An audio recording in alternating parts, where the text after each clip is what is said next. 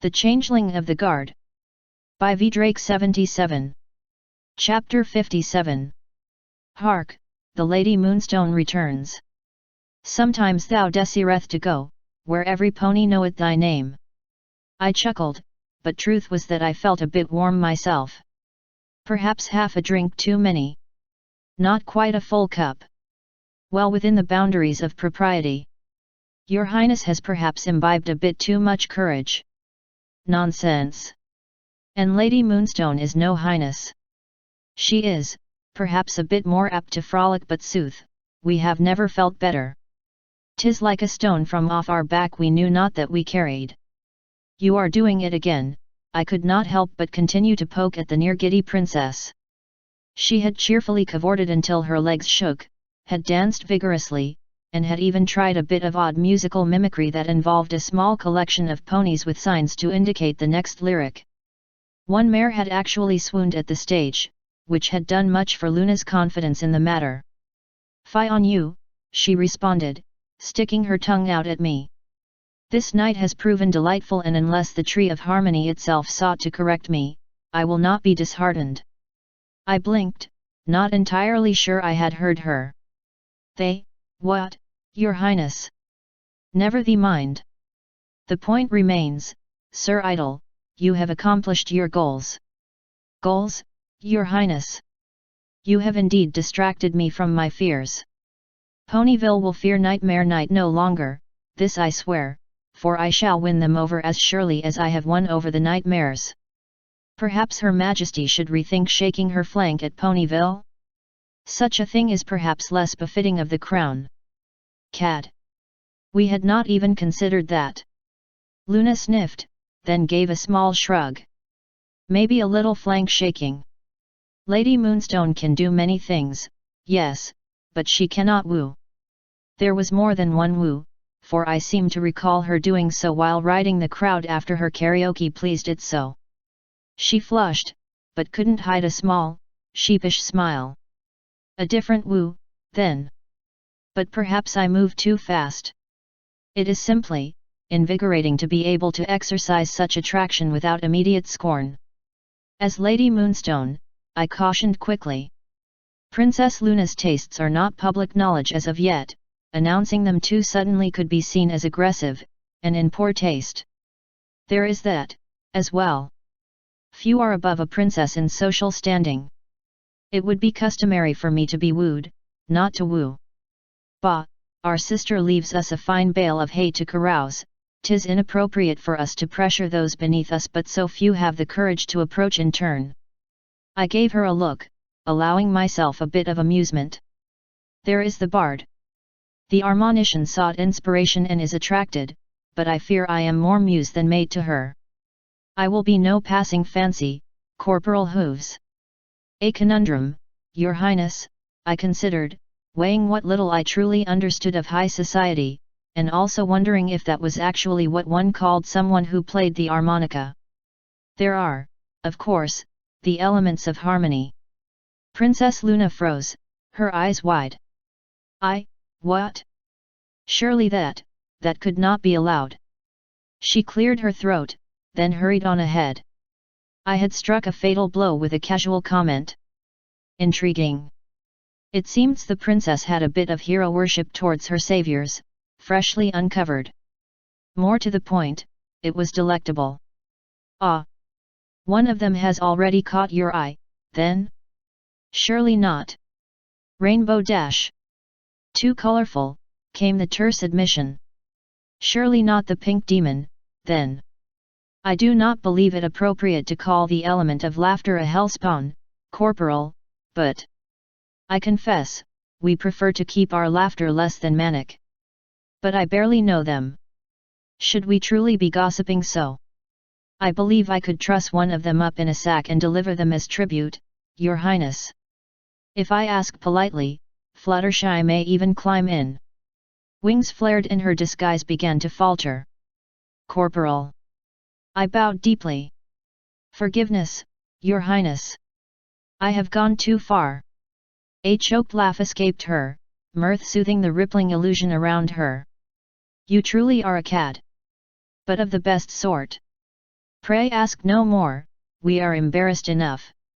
If we seek to woo, we assure you we will not misuse the guards to have a potential mate brought to us in chains.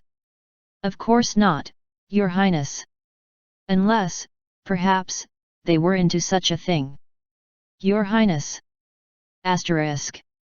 Upon our return, we found the castle security in an elevated state. It rather suddenly occurred to me that perhaps entertaining the Princess of the Night's desire to sneak out was a little more extreme than simply not turning Princess Cadence in during her various outings. Come to think of it, Princess Cadence did not actually have a dedicated guard, unless one counted Shining. Which I did, to be fair, but one pony does not a dedicated guarding force make. Hooves. Where the actual buck have you been? Is that? A familiar bat pony held a hoof to his mouth, and for an instant I thought he was biting into his own hoof. Moontrotter was usually so much more stable. Then again, his charge had potentially vanished into the ether, concern was warranted. Oh dear Faust, I've got to send you to the captain, he figured you were either dead or captured or just go. Ma'am, I'm going to need you to come with us. Luna, still in the guise of Lady Moonstone, gave me a wild-eyed stare, biting her lower lip, but allowed herself to be herded away by the panicky Thestral. Sighing, I headed to the office of the acting captain of the Night Guard, 2nd Lieutenant Mockingbird. I rarely interacted with him directly, as I was more technically part of the Day Guard and did not typically answer to the Thestral, but I had always found the stallion to be stern and very insistent that those who served under him were to be in proper parade polish at any given time. In short, I quite liked him. It was, however, his second-in-command that tended to get results from the others. Lady Nerium was hard to pin down, exactly. Most ponies shied away from her, but I found her refreshing and surprisingly easy to talk to, especially for a Thestral. And for a noble pony, she was practically sensible, if a bit quirky and flippant towards one of her monarchs. Still, I did not think either were going to be well pleased with me. From the volume of his office, I began to reconsider returning at all. Don't care if you've searched her room twice, look a third time, and if we don't find anything we're going straight to Celestia and she'll probably send me and my commission to the sun, and Harmony help me if you lot won't be next. Find. They. Princess. There was a moment of silence. Now. The herd of bat and non-bat ponies that burst from his office nearly gave me a heart attack, but I quickly tamped down that old fear and the swarm was quickly past me. I marched up to the door and gave it a few quick, resolute pounds. Bucking Tartarus, what now? Easy, dear one. You're going to raise your blood pressure. We're going to find her. Princesses don't just vanish into the night. There was a brief pause, a strong pulse of emotions and what I presumed to be a quiet and tender apology. I resolutely waited until the enter came before I even presumed to touch the door again. Some things, even in the guard, were meant to be private. Lieutenant Mockingbird was sitting at his desk, one hoof in front of his muzzle as he tried to make sense of what seemed to be a hastily compiled nest of reports. The other was tapping rather rapidly on the desk, and I presumed at least one leg was jostling as well. The stallion's hair was cropped even shorter than my own, but it was shockingly black, save for the patches that were stark white, almost certainly the source of his name. He didn't bother looking at me, but he was clearly furious. Hooves, you damn well better have a good explanation for where the princess is or a great explanation for why you left your post. Report. Now. Nerium cleared her throat pointedly, and fixed me with a displeased glare. According to Moontrotter, he returned in the company of an unknown mare. Tartarus, hooves. He finally looked up at me, anger and disbelief evident. Are you serious? Of all the stupid things, you chose tonight of all nights to get your candle wicked? Are you even aware that Princess Luna is missing? No, I disagreed, hesitantly. I was not entirely sure how to broach the subject of Princess Luna's secret excursion. Nor, for that matter, was I sure how to relay my part in it? Or enabling thereof? Well, congratulations, you're her personal guard and she's gone. Again, no sir. She is on the castle grounds as we speak. Nerium looked over her shaded spectacles, blinked, then peered at me, head cocked as she glared. I can never tell if he's obtuse or just confident. I could not tell if the snapping sound was that of the papers hitting the desk or acting captain's wings. The first, damn it. She's still missing. She was not here earlier. But she is back now. I confirmed. I am, quite certain of it. Nerium's red eyes widened, and she rubbed her chin with a leathery wing. Well. He's not lying, at least. But. I scowled at her, displeased at the implications. To a superior? I would never, Lady Nerium. A hoof slammed on the desk.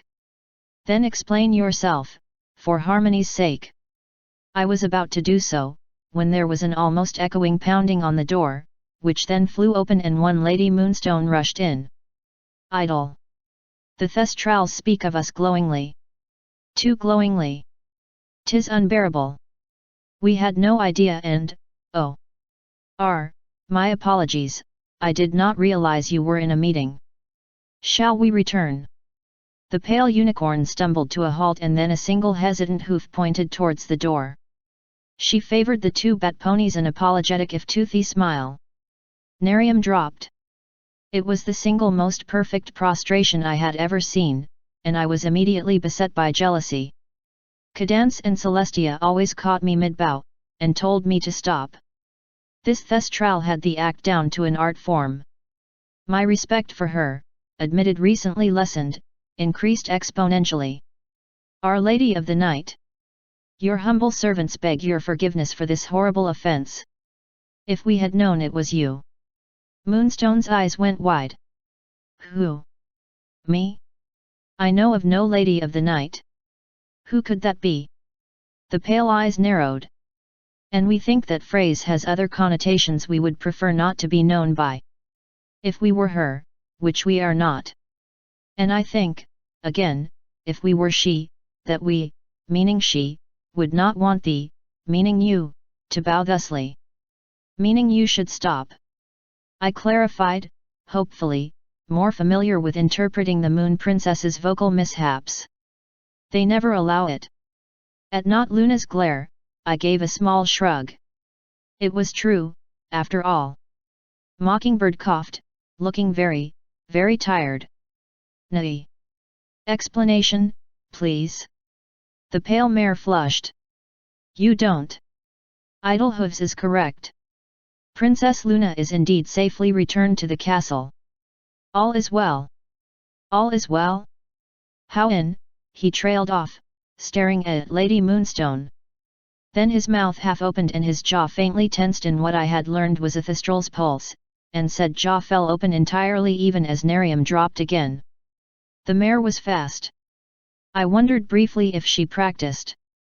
Your Highness, I again beg your forgiveness, I am by no means used to keeping my husband in the dark on such matters of import, and I was not aware you would, that is, I would not dare to think I should be held privy to your wisdom. Moonstone sighed, and her illusion dropped.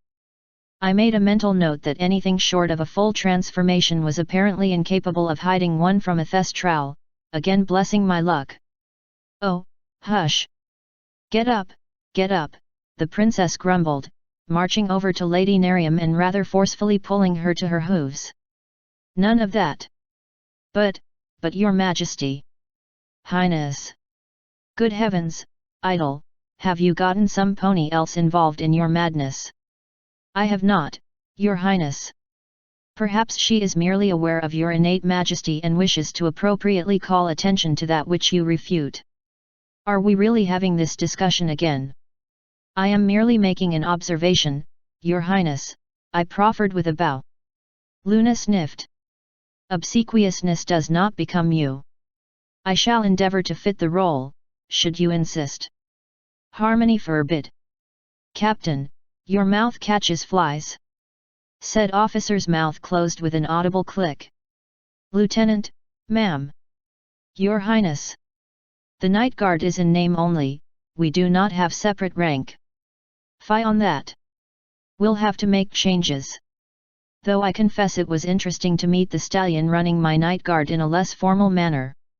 I scarcely recognized you. She pondered a moment. Then again, we have been quarantined for an age and we were not quite ready to resume our responsibilities on return to Equestria. There was supposed to be an official re-revealing after you were ready to resume your station. Where have you been? Mocker. That is Princess Luna, you cannot scold her like Nighthawk wandering in after daybreak. By the stars, you're right. I can't keep tabs on one filly, let alone a princess. Luna seemed delighted. You have a daughter? Would that be the one I saw hanging from sister's balcony trying to peer at me with binoculars? Her mane was dark as yours, but I do believe she shared Nerium's coat. That would be the one. I confirmed, cheerfully. She delivers her father's dinner when he forgets. I'll clip her wings, I swear to Lu the moon. She's going to be the death of me if you don't do it first. She can't be wandering the castle, and I told her to go straight home. Children are a trial and a blessing. I mused, trying to keep a straight face. Nerium laughed. More foals her own age would keep her out of trouble, I think. But there aren't really that many of our kind in Canterlot. Half of the time, I think one of her friends puts her up to these things. Keep her out of trouble? It's more like that Red's Hawk I worry about. Like to see what her father thinks of what our kids get up to. The stories I hear about that one, he's probably at wit's end. Then again, he never lost a princess. I blanched internally. I was not even the young changeling's sire, and I struggled mightily even as I resolved to demand just what she had been up to. Luna looked abashed. I really did not think my absence would go noticed. We have only just been given a writ. Bill. Whatever, of good health. I only supposed that none would truly be interested in seeing me so soon. Your Night Guard has been sick with worry. Idle here is practically useless for information save that you've been improving. Her Highness has a right and expectation to privacy and confidence. Confidence. I scowled at myself. I am unsure which terminology to use. Regardless. The chastised princess scuffed a hoof on the marble tiles of the castle. There is truth in his complaint. We did not mean to neglect our own guard, nor were we aware of the depth of their affection towards us. Recompense must be made. Now it was Mockingbird's time to appear chastised. Ah, Your Highness. I didn't mean to suggest. Nay, you were correct. We have guards for a reason, sneaking out should at very least be planned accordingly with those who have made it their duty to ensure my protection. Luna bit her lip. I am planning to go to Ponyville for their Nightmare Night celebration.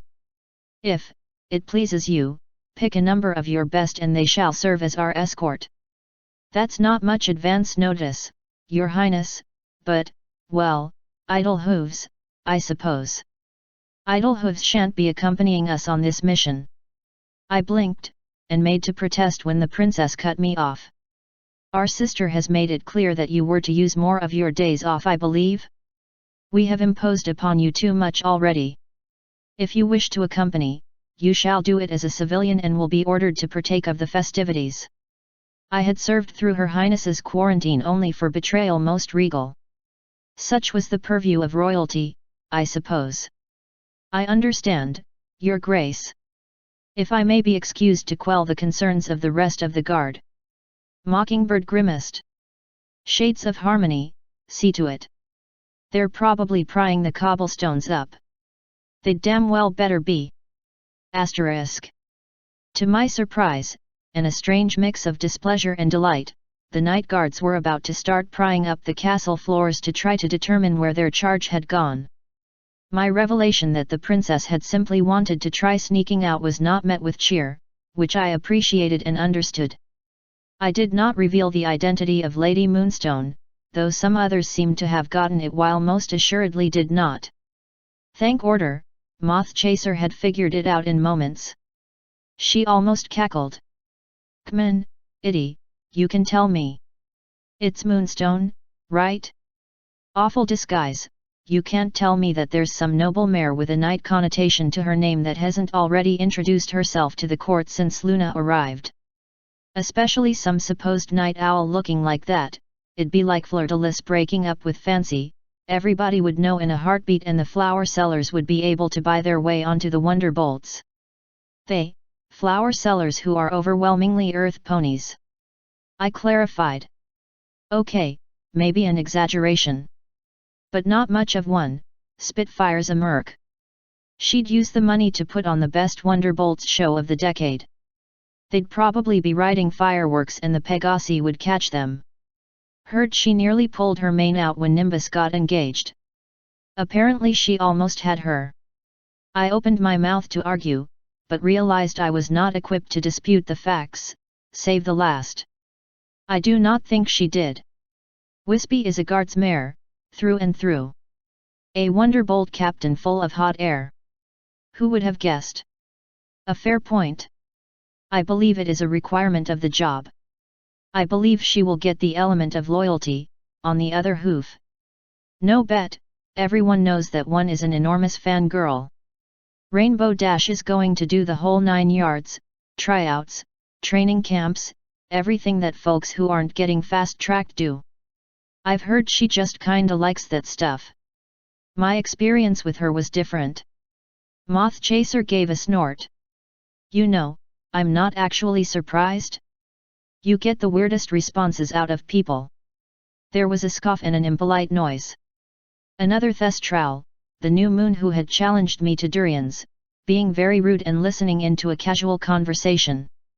I really can't believe you, Mothy.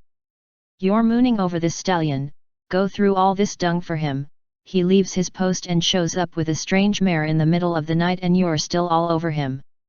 Seriously, Moth, come on. You're embarrassing yourself. The words were not harsh, but they were certainly chiding. Teasing, yet not? I frowned. It is not like that. You're just jealous that I've been to his room and you can't work up the courage. Moth Chaser broke in with a cheerful grin. The sputtered outrage was a thing to behold, but to my great surprise, some of it was apparently feigned. What in Tartarus? Luna's dappled flanks, Mothy, you can't just say things like that. It is true, she has been, but he's very good. Moth Chaser purred, draping a wing over my back. You should stop by some time with me. I could most likely handle you both in a single morning. I confirmed, trying hard not to roll my eyes. The Thestral flushed. He. Mothy. You're after him, aren't you? He's actually a bit too much for me to handle alone. He turned my legs to rubber. Her compatriot's jaw now fell open entirely. You see, I was just, maybe, I gotta go. We watched her expeditious retreat. That was mean. You went with it. It took me a moment to realize you were not specifically referring to the efficacy of my massages. Yeah, well. You're the one who seemed bothered that everyone thinks you're a stalhorse. I blinked. I had not intended to reveal that, but... Thank you, Moth Chaser. That is, more kind than I deserve, and wise besides. Yeah, well. She scuffed her hooves, and by order, she was as proud as she was embarrassed by the praise. Deal with it, Golem. If you can't fix your own problems, it's up to your buddies in the guard to help. I snorted and continued both my rounds and my reassurances to those still not in the know about the princess's return from her little escapade. But I confess, I may have been smiling. Asterisk. I returned home to an odd scene of Topaz holding what appeared to be a deck of cards before her face, a young changeling sitting across from her. 77. Come on, Miss Topaz, 11s don't count. No pony has trouble multiplying 11 times things. Oh yeah, Smart filly, how about this one? 132. Topaz blinked, and checked the card quickly. Alright, maybe you have this. It's just two 12s side by side and kinda overlapping. I understand exactly what you mean, but I can't begin to understand how you learned it that way. Ponies write the numbers over one another, not on top of each other like that. The nymph, Circe, scoffed. Ponies are weird. They take so much paper to do this stuff. Just write over the first numbers and you can tell.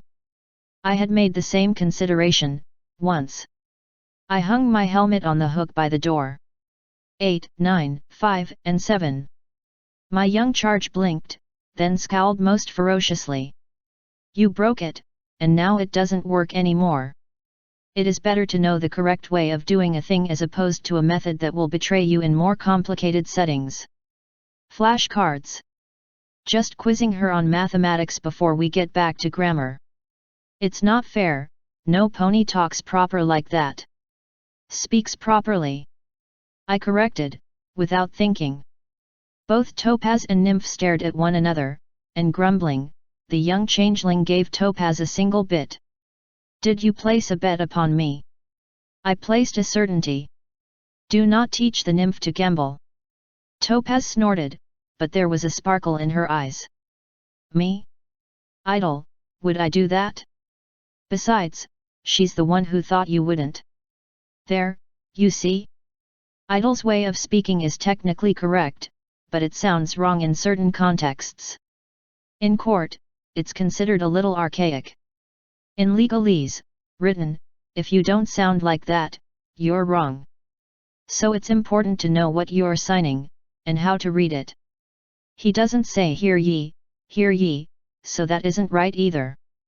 Hearken to her words, young nymph. She speaks truly. Don't copy that. For Celestia's sake, Idle, don't get her started talking like Princess Luna.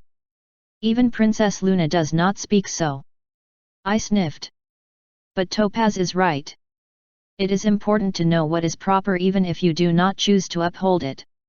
I considered briefly how to phrase the next bit to ensure my point was thoroughly understood.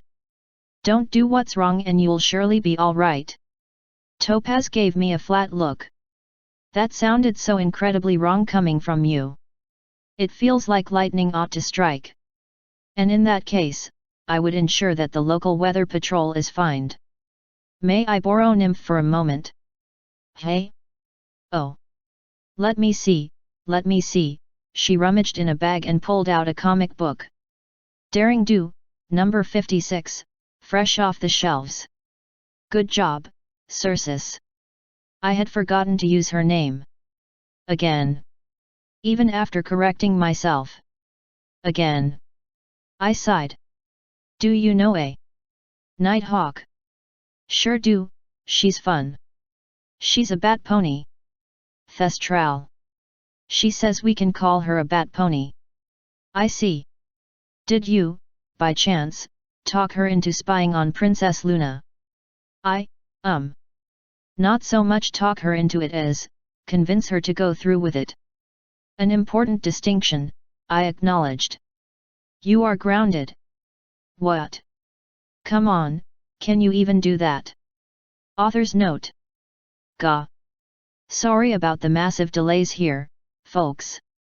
This chapter was a little hard to get out, what with the holidays and a massive writer's block. Still, I'm pretty happy with it, and the next chapter or two should flow considerably better. As always, comments are an author's food pellets, and I'm starving lately.